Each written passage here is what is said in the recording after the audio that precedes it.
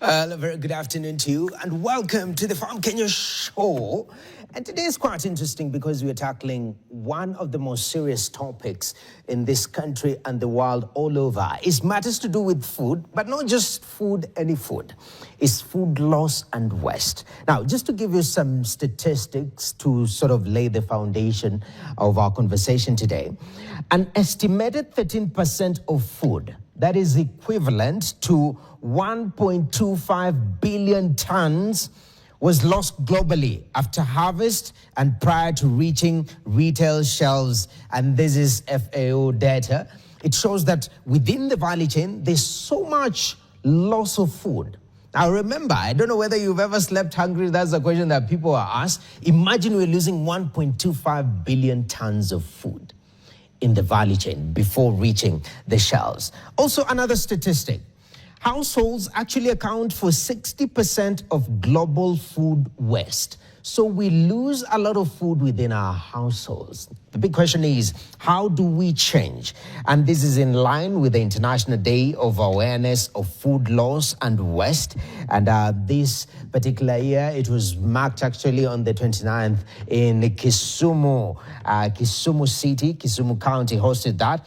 And we are following up with this wonderful discussion. I have a heavy panel today. And to start us off all the way from Kisumu, is joining us virtually is Professor Michael Oloko, who is Associate Professor, School of Engineering and Technology at Jaramogi Odinga University of Science and Technology. And people call the acronym JUST, okay? They are well juiced and vast in this particular topic. Also in studio, from the very far end, we have Dr. Beatrice Kiage, who's research scientist in nutrition and food systems at Africa Population and Health Research Center. We also have Moses Nyoro, right at the center, Director Business Development at the Food Banking Kenya. And lastly, we have Zebra Maina, Retail Trade Association of Kenya, that is RETRAC, program lead on food waste redistribution. So the panel is well loaded, well balanced. When it comes to gender, it is 50-50. This has always been the idea. Guys, welcome to this discussion. Good to have you. I'd like to start with Professor all the way from Kisumu. I mean, Kisumu County hosted this year's celebration. Is this a pertinent issue as much as globally we are losing a lot of food, Prof? In Kisumu, is it a concern from the county level when it comes to matters food loss and waste, even as you hosted this year's celebrations? Yeah, thank you so much. I think it was a great privilege to host the International Day of Awareness of Food Loss and Waste in Kisumu, the only physical celebration in Kenya.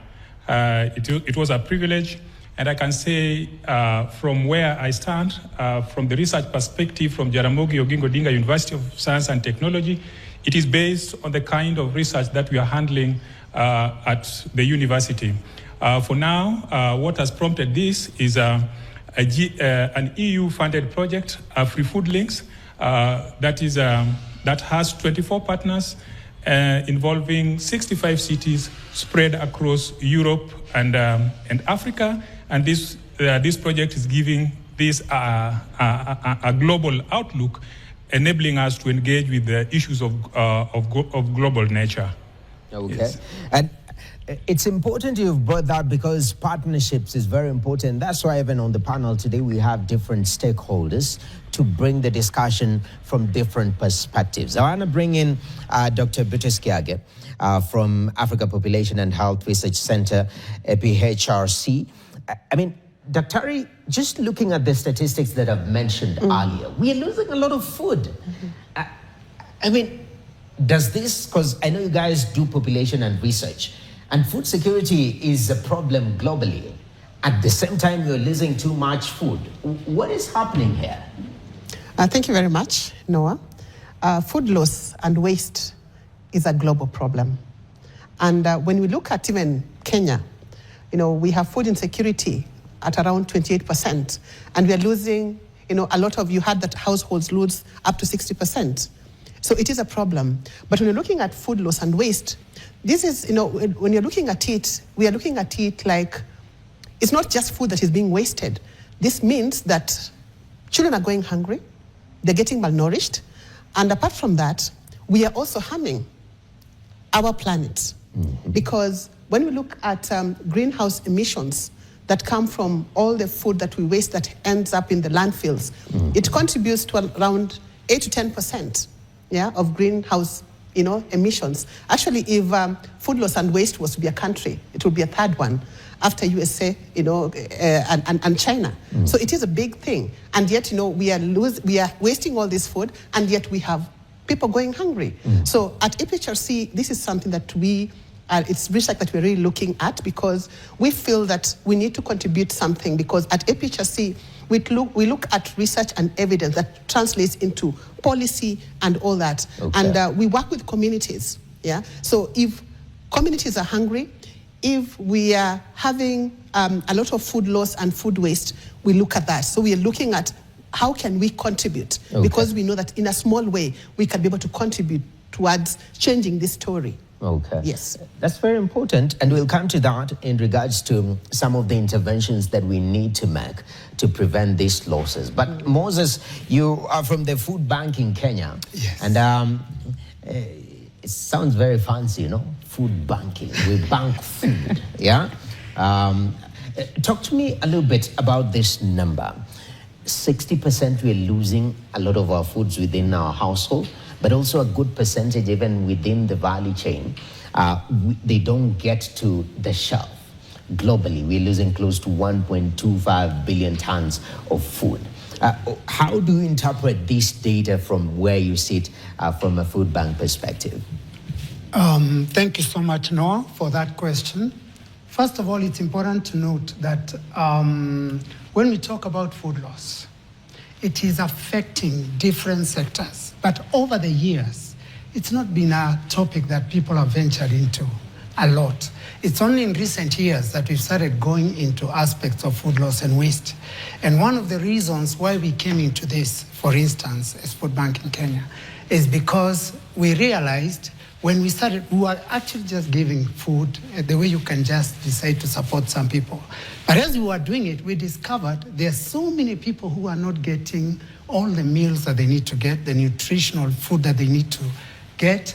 And so we realized that we need to look for a way to actually reach these people so that they can get something, to eat, redistribute what could actually go to loss. Because a lot of these people may not even afford to buy nutritious food. But now, as you're asking that, the impact of food loss and waste is major. Number one, economically, it has a very big impact.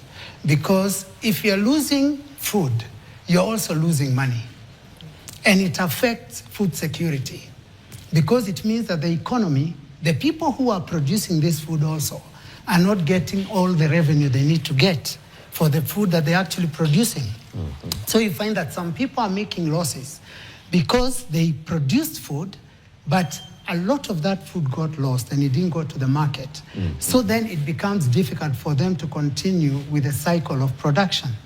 At the same time, when food is lost, we have a lot of impact on climate. For instance, when you have methane released into the atmosphere, and actually methane released from food losses, especially from wet foods, it lasts in the atmosphere for 13 years and it continues to affect people around the communities where that food is actually lost.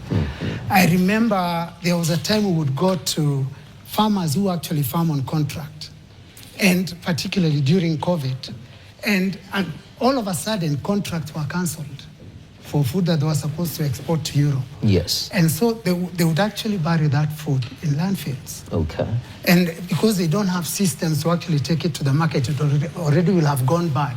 And the people in the markets also may not have the facilities to store this food. So they put, and you would go there, and the odor coming from the food that is buried was very unsettling. Yeah, and so it's a big issue. It is a big issue. Yeah. And I'm glad you've mentioned that, because there is that duality that we've seen in this country, where on one side, we are giving excess food even to our cows, our cabbages and whatnot, because there's no market to eat or way to get it to market. And the other side, the people are starving. And always you're asking, what is the problem? How can we bridge this? And I'm glad you mentioned some of these gaps. We'll highlight them. I want to come to Zipporah Maina. I mean, you work with Retail Trade Association of Kenya, RETRAC, and you are a specialist on matters redistribution, yeah? Just looking at these numbers, 60% within our households. What is happening in our house? You know, I'm trying to remember, have I been wasting food personally, or what exactly is going on with me? Just as a case in point. Talk to me, give us context within this 60% food loss within households. Thank you so very much. Yes, data tells us that we are wasting actually 145 kilos per person per annum. That is you and me and everybody else in Kenya. So that is food that is going to waste from the household level. Coming from the retail context, we are also wasting about 13% of food from the shelf to the consumer. Then now you can see from the shelf to the consumer, and then from the consumer now, they're also wasting that 60%. What you're doing from the retail perspective is to try to mitigate that loss and waste. And we don't call it food waste redistribution. We call it surplus food redistribution, because if you come from the context of redistributing food waste, people will have some reservations in terms of receiving that food. So we are promoting sustainable redistribution of surplus food. And what do you mean by this? From the retail context, like the supermarkets are our members. Supermarkets are cooking a lot of food. By the end of the day, there is so much leftover. They're not allowed to sell it the following day because of safety issues. So what happens to that food? The hotels, for example, you book a conference for 80 people, only 40 turn up. What do you do with that food that is left? And nowadays, they don't allow you to take that food. This research that was done by Global Food Donation Policy Atlas, part of Harvard Law School, and some of the reservations people have in redistributing food, especially from the retail, is liability issues. Because if I give you food, I'm not sure how you're going to handle it, store it, and all that. And I'm not sure when you're going to eat it. Then if something happens, you come back and say it was your food, you start suing people and all that. So we are developing food redistribution guidelines, working with the Ministry of Health, to try to address these liability issues that emanate from safety of the food. Okay. That's an initiative we've been working with the Ministry of Health for the last 1 year, supported by APHRC, and also working in collaboration with Food Banking Kenya, to try and see how we can redistribute that surplus food from the eateries, from the supermarkets, and even from the consumers. Because if you have surplus food in your house, you can share with your neighbor, you can share with your watchman, you can share, with the vulnerable communities, and that is the concept you are promoting to reduce the food wastage. Wow. Yeah. Shocking numbers there, because from shelf to consumer, you lose 13%. Then within the household, overall, the whole thing, 60%. And even from production, before they hit the shelf, we're still losing. Oh, yeah. And the question is, what are these gaps that we're seeing? And I want to bring back Professor. Professor, learning institutions, the role of research is very important. And, Dr. even will agree here that research is critical in formulating policy. Research should be the bedrock. Talk to me, what you guys are doing at Jaramogi Oginga University of Science and Technology. You've spoken about AfriFood as part of the research and partnerships that you guys are having. But what revelations so far have you found that in regards to matters food loss and waste that really blew your mind and we need to work on? Yeah, thank you so much. As my colleagues have stated, to some extent, we are quite aware and in consensus that we are losing quite a big chunk of food. And to some extent, we can also explain what needs to be done and how we can do it. But the question is, why are we not doing it the way we want? So I want to just state some of the reasons why we are not able to act. for us to come up with a tangible action that can address our needs directly, we need to understand certain things. First and foremost, we need to be aware of what food loss and waste is.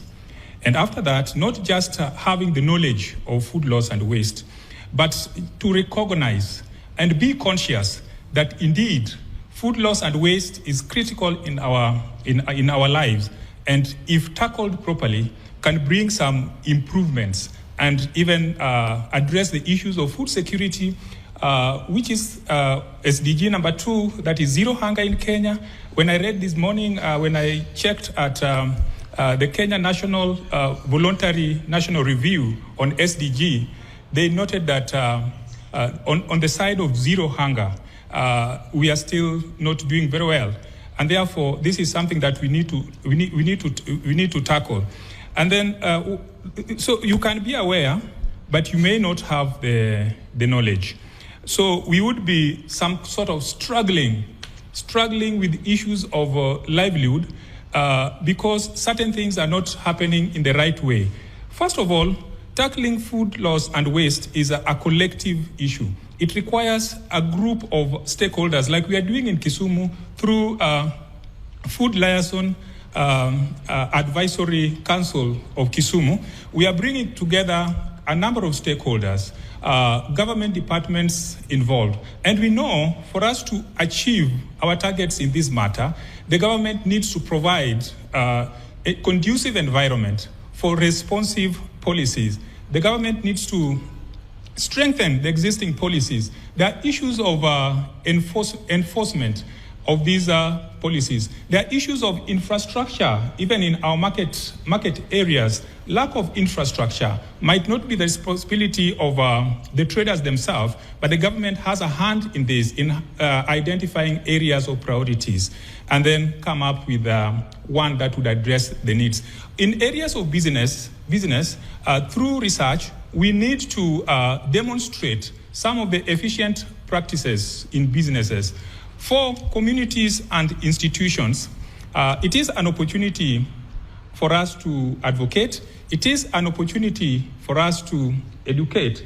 It is also an opportunity for us to mobilize the stakeholders and bring them into a space of dialogue where we can discuss these issues and co-produce knowledge together, in which case we'll be coming up with some interventions that are localized and can be easily adopted within our localities, the way we are doing it in Kisumu with our partners in this particular case. And also at the global level, we need to understand which are the critical areas that are being handled at globally.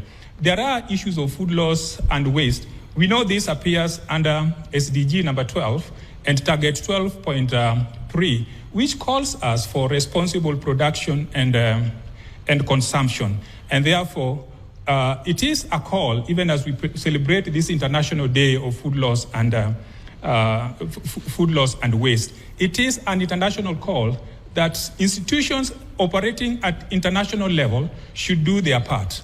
Institutions at national level should also do their part. Institutions at the county level, in this case Kenya, should also do their part. And we are tracking this process with the county government of Kisumu through the Department of Agriculture. At the local level, this needs to be cascaded. And this is why we are coming up with some localized interventions in some of the markets in Kisumu through the AfriFood Links project. So overall, we need to understand how action comes about. It's because of awareness, and not just awareness, it's being conscious of what you are doing and knowing that this is intended for a particular purpose. It is an intentional thing that we have to generate knowledge. So the research institutions and other relevant institutions like APHRC, University of Nairobi, like we have been dealing here with some of our colleagues from there, we need to engage the community and all other stakeholders to make sure that the knowledge that we generate in terms of the data, In terms of how this technology should evolve, as far as this is concerned, is up to date and easily acceptable by the people at the lowest level. Definitely. And I'm glad, Dr. Beatrice, I mean, we've spoken about the role of research, and you specialize in food systems. And just looking at the Kenyan food systems, let's start from production. Because right from production, we start experiencing food loss and waste. What is happening there? What gaps are we seeing at the production level that sort of we can make interventions to cut down on these losses and wastage? Thank you very much for that question. Actually, looking at the food system, we are looking at the whole chain, right from production all the way to food waste. Some people in the past used to think that it just stops at the table, but it's all the way, even how you handle the waste that comes out of this. So from production, we look at, do people have, for example, like the proper storage containers for these foods? Even the vehicles carrying these foods, are they properly done? Because when that is not done, then that means that some food is going to get bruised, so it ends up not really meeting market, standards, so it will be wasted. And then sometimes, some of these foods needs even like cold storage to be able to carry it through the market. But we have a problem with cold storage. So we lose some of the food arrives at the market when it's already spoiled. So we lose that also. And then also at the market, you look at even how we even display the food at the market, Some people display food on the ground. Of course, you'll get spoiled. And even the issues of food safety comes in there, So we actually lose food there. A very good example is what we were experiencing like in Kisumu, because I say that we try to work with communities at APHRC, we work with communities to try and bring up solutions. And we believe that these communities really know what they want. So as we go to the communities, we don't impose, things to them. We ask them how they want, what problems they are seeing there. Then we actually even ask them to, to even rate, rank those problems. And depending on the kind of funding we have, then we will choose the one that we can be able to afford that also speaks to the problems of the community. A good example is the issue of cold storage, because we know that we lose a lot of food in terms of being safe, and even even in terms of the taste of the food, because it's not stored properly. So a good example is the fish. And we went to there's an informal market in Kisumu known as Obunga Market. It is in Nyalenda, which is really an informal settlement area, and they deal with a lot of fish products. And we realized that a lot of this really goes into waste because they don't have storage for this. So after we went there and were able to speak, because we engaged the communities, so we spoke to them and they gave us their problems. And top on that list was the issue of cold storage. So through the AfriFood Links project, we were able to come up with a cold room. But even as we did this, we made sure that we engaged the community. They had to come up, we had to use the market community, we had to use the city officials. So, because remember, we are coming up with solutions which at the end of it all, we want them to be owned by the community. So after we did that, we came up with this cold room, and we also realized that yes, we are coming up with the cold room, but there were issues also of safety. So we have to capacity build these communities so that they know, how do we handle this food so they don't end up getting waste? How do we make sure that when we are putting it, for example, in the cold room, we don't end up contaminating the food? So we had to come up with a manual that we worked together with the University of Nairobi to be able to come up with a manual how they can be able to handle fish, the whole process of handling. And then after that also, we had to look and see, we are coming up with a cold room. Me and you live in Kenya. We know that electricity is a big thing, isn't it? Yes. So you can imagine we put a cold room there and it uses a lot of power, isn't it? These vendors will not be able to manage the power. So we are also looking at sustainability, the issues also of climate change and how we are contributing to this. So we harnessed solar. So we actually have a cold room in Kisumu, which is a 15-ton cold room in Kisumu at Obunga Market, which is 100% solar powered. meaning that even after the project is out, the vendors can be able to keep their fish without it getting spoiled. And again, we are also thinking about, improving the people's livelihoods and making sure that their hard-earned money is not wasted. The fish they have bought, they keep all of it. So what we made sure is that we also involve them to be able to come up with some fees of running that. When you keep your fish there, how much can you give? But an affordable fee that they can be able to use later on. If something goes wrong in the cold room, they can be able to, to repair it. And it's really changing the story of Obunga Market. Definitely. I wish you could go there. It's a beautiful story. If you saw the before story and the after right now, it's a beautiful story. So that is how we work with communities. And they're able to understand that, this is how they're supposed to handle the fish. And we are making sure that we are dealing with the issue of food loss and waste, especially in the fish market. Okay. So that's just one example I'm giving you of how we are handling this in Kisumu. Okay. That is quite powerful because these are stories that we can relate with. Yes. You have a relative, you have a friend in the fish value chain, and lack of cold storage is a big one. It is. And this is just fish value chain. You can imagine all these other products that we are not experiencing. We don't have there is such, I can call it room for interventions such as those. Even within the fish value chain, there's so many opportunities still to intervene. But I'm glad that something is being done. We are not having a conversation from a point of, we will do, we are having a conversation from, we have tested this solution and it is working. So we want to take a short break. Still more to come on these conversations. And asking even the question about our food handling culture within our household. Do we need a mind transformation to make sure that we are reducing food wastage and losses within our household? That and many more still to come. Keep it KTN, keep it Farm Kenya. All right, welcome back to the Farm Kenya show. We are tackling matters to do with food loss and waste, and this is in line with the International Day of Awareness of Food Loss and Waste.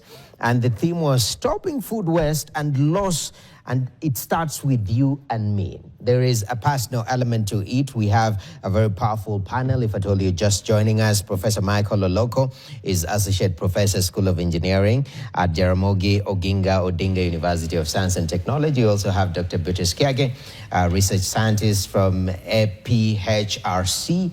We also have Mr. Moses Nyoro, who is the Director of Business Development at Food Bank in Kenya, and Zipporah Maina, who is the Program Lead on Food Waste Distribution at TRETRAC, that is Retail Trade Association of Kenya.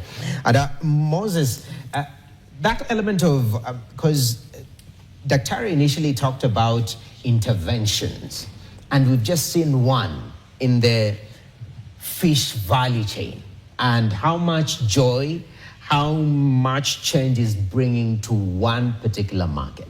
From where you sit, because initially you said that you're just distributing food, and later on you realize actually there is more that you can do. Talk to me about solutions, interventions that we need to make sure that our food loss and waste goes down. Thank you very much, Noah. And we've actually done a few things since we started as Food Bank in Kenya. Particularly when we realized that so much food is going to loss, we started looking for ways that we can bring solutions to this particular space of food loss and waste. And one of the things, and something that you alluded to at the beginning, is that food was actually being given to animals.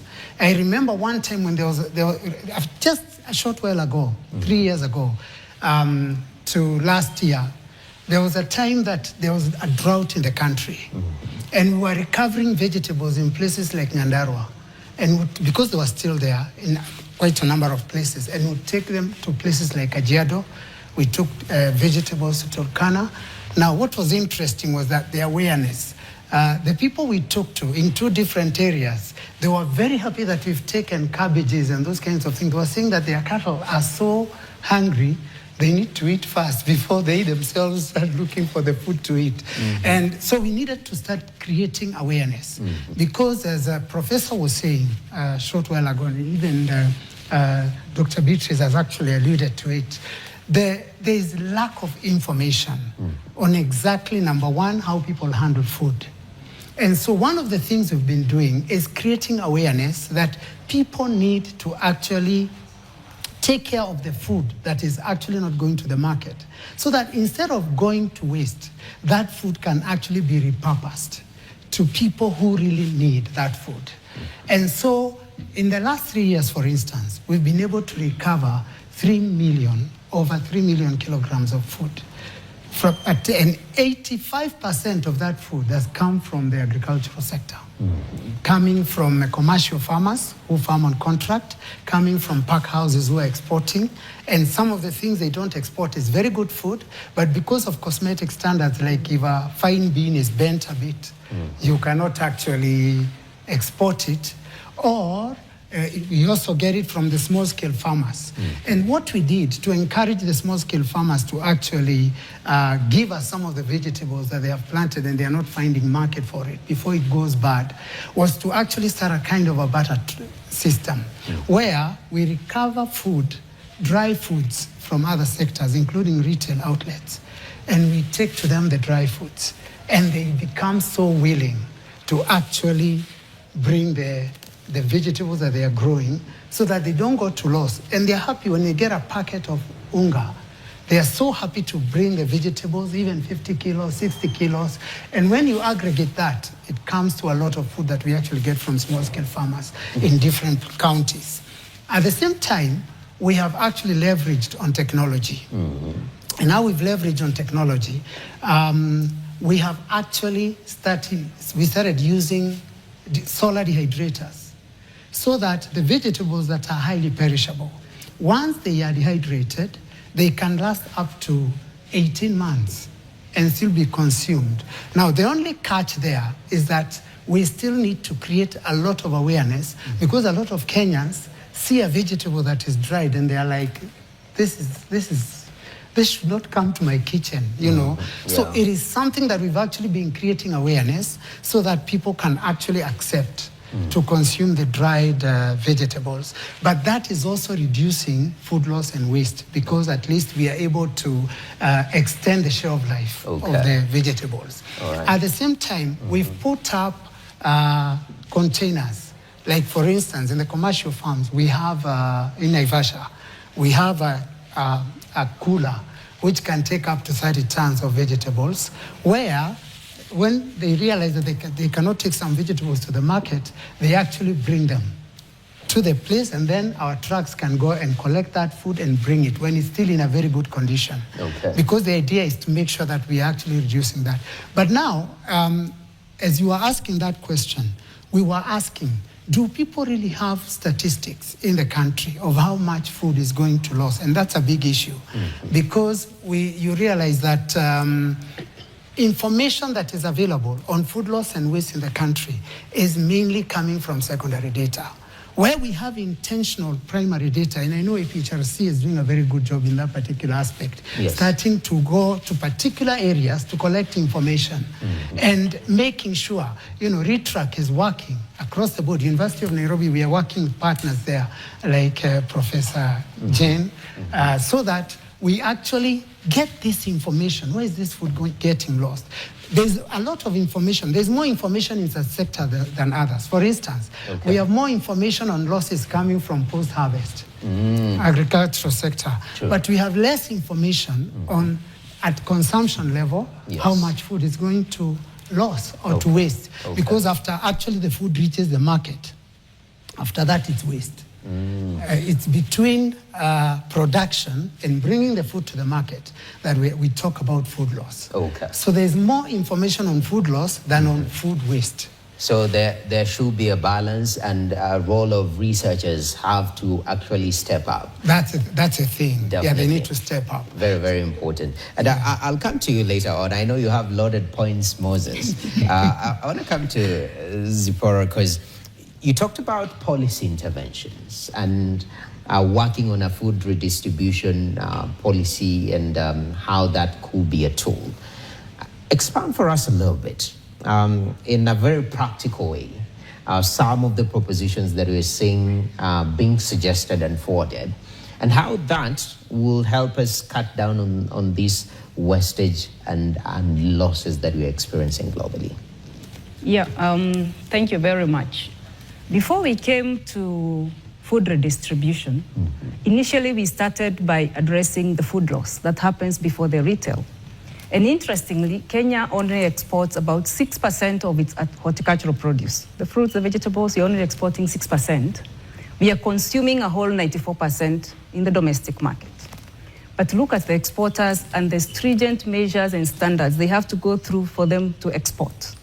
And what sort of standards and compliance do we go through for the domestic market? So we engaged the supermarkets and their entire supply chain to ensure that we engage the farmers, the aggregators, the consolidators up to the retail level to ensure that the produce that is coming to the supermarket is as good quality as what is being exported, and also it is safe for human consumption. So in promoting good agricultural practices, the farmers are able to reduce their losses and also reduce the resources that are being put in place to produce. And then after now, we ensure that we have quality produce at the retail level.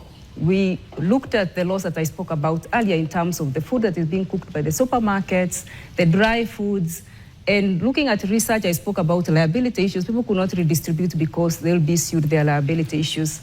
Then there are food safety issues.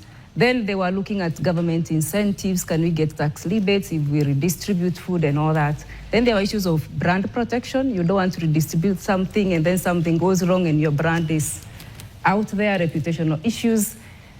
And then there was an issue of date labeling. And date labeling, what do I mean? If you go to supermarkets, you see products with best before, expiry, sell by. So if you're given something that is best before tomorrow, there's a difference between best before and expiry. That product is a quality-based label, not a food standard, food safety issue. So what we have been doing within the redistribution guidelines is to create a structured framework that can help people increase consumer trust and all those things towards encouraging food redistribution. And working with Food Bank in Kenya, we have been able to engage retailers, the supermarkets. We have already started with one of the supermarkets. They are already redistributing their food through the Food Bank in Kenya so that it can go to vulnerable communities, it can go to school feeding programs. And we have been supported by APHRC in terms of financial and technical resources to ensure that this food redistribution will be a national issue. It will be everybody's responsibility to ensure that from our plates to the shelves, to the farmers, we reduce the food wastage as much as we can. Definitely.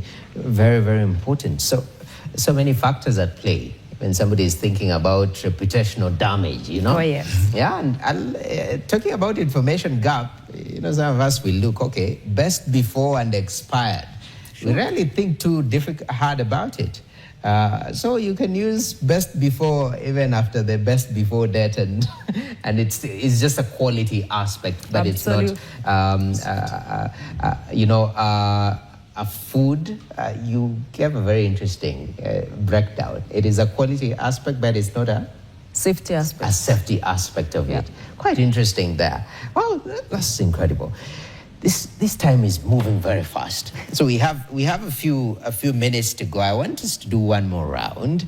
And Professor Michael, I'm very curious as we come to the end of this discussion. Briefly, we celebrate this day every other year, I'm pretty sure. You say that this actually has been very instrumental because Kisumu has hosted, and even some of the interventions are quite clear. Some of they've come quite openly on the interventions within the county. Talk to me about the call to action, the way forward. How can we hold ourselves accountable in the next 1 year? Are there targets that we've set from this celebration? Are there outcomes that we've put against ourselves to say that we should do this at least by this particular timeline moving forward from this whole engagement? Professor? Yeah, thank you so much. When it comes to targets on critical issues like food loss and waste, as we have noted that at individual level, we lose 99 kilograms of food per year. And we know, as far as the targets by the SDG is concerned, target number 12.3, it says that we should bring it to half. We should bring it to half by the end of 2030. But that is the global target.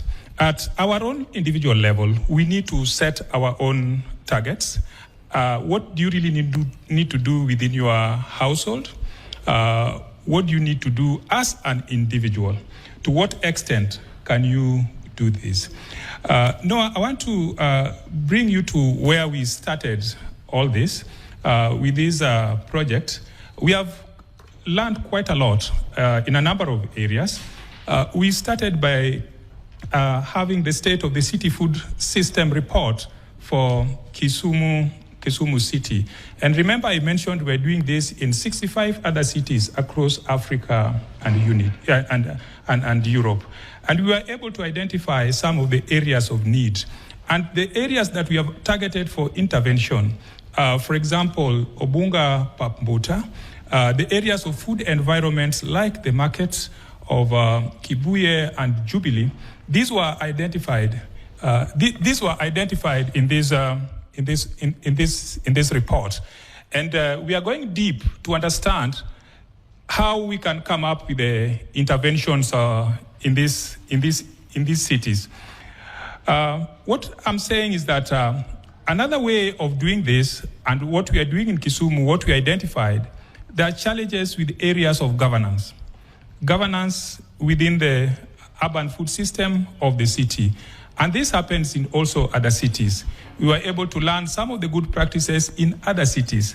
And just to mention, some of the cities that we are engaging with have some good practices. They call it as the food parliament, where the stakeholders are able to come together in a form of parliament so that they can discuss issues that are affecting them. There's also the food desk that we are planning. If we can engage the county of Kisumu so that we can have it, we'll be able to get information in this area. But I would want to also say that we have come from far.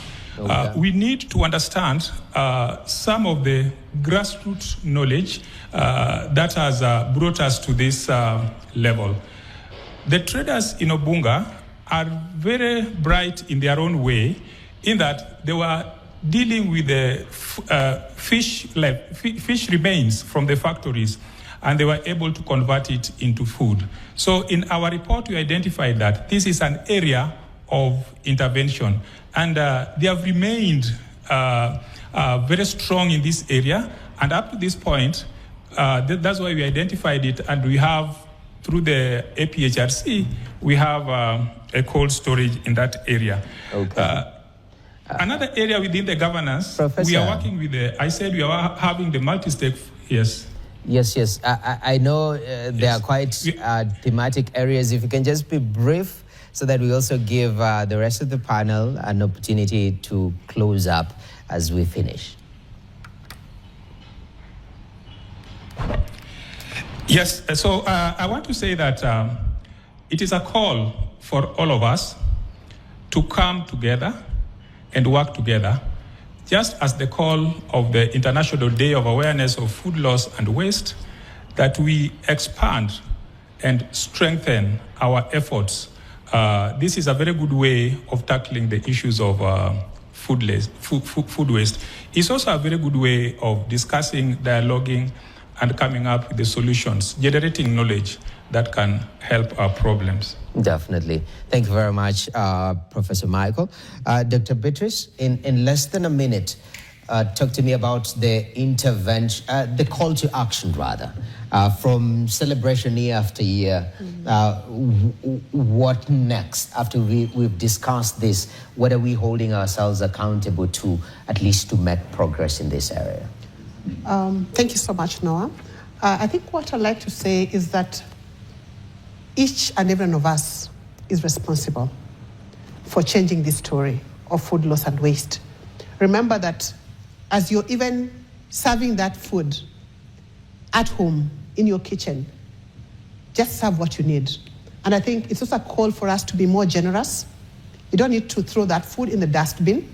It can go to a neighbor. It can be recollected and redistributed. And remember that every food that you're saving a life, you're saving livelihoods, and also you're saving our planet. Because remember that sometimes we think that we're doing nothing, but those small drops that you're putting, they'll fill in the bucket. So it starts with all of us. Definitely. And the time to start is today and now to make a change in the planet. It's today and now. And it's the little things that makes a difference. Exactly. Difference rather. Moses, call to action as a banker. Should we bank more food? What do you call to us? How do we hold ourselves accountable moving forward? Briefly, in less than 30 seconds. Thank you. I think this needs all of us to come on board. I know the government has taken an initiative with a post-harvest management strategy that's supposed to run from 2024 to 2030, but there are still scanty ways of monitoring the progress made in that particular space.